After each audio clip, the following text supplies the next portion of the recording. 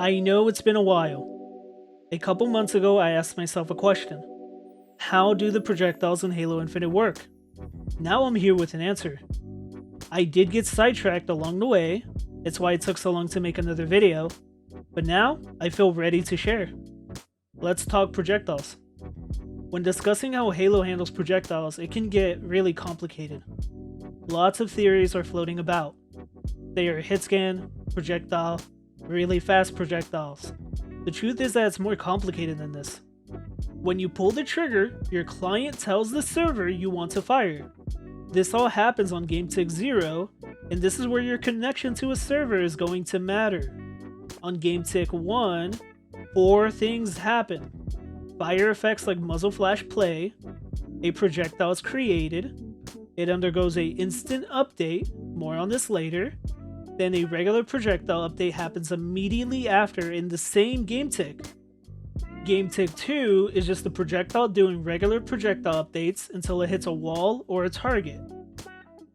The difference between an instant update and a regular projectile update is that an instant update is how far the resulting projectile moved along its path within the 1/30th of a second for BTB or 1/60th of a second for Arena. The TLDR is it's a hit scan range.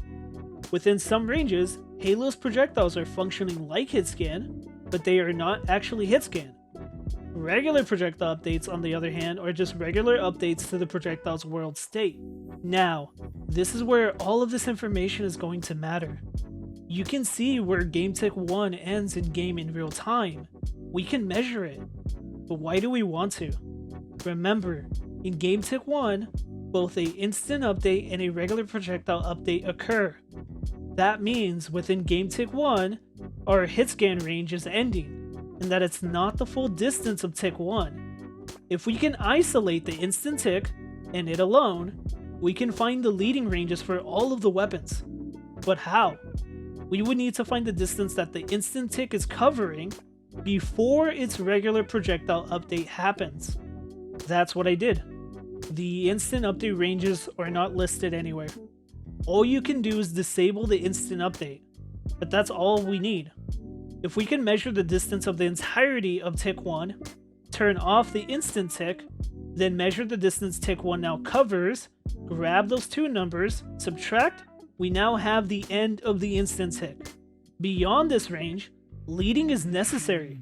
For reference, the BR's instant tick is ending at 25.4 meters. This is also the exact range for leading with both of the bandits. Why?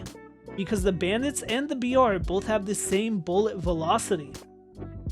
Now, for the big question, why do I want to lead when red reticle or auto aim is already so strong?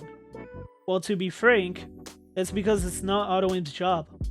Auto aim's job is more like a lock-on system. Once you have a red reticle, the game thinks you are on target. You can be on target, but not be precisely on target.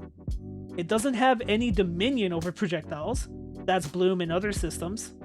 It's more accurate to say that auto aim, bullet magnetism's real name, is curving your reticle, not a bullet. And that is a very important distinction to make. Why? Because most of the instant tick ranges are ending before auto aim does. Leading in red reticle is needed on most weapons in Halo Infinite.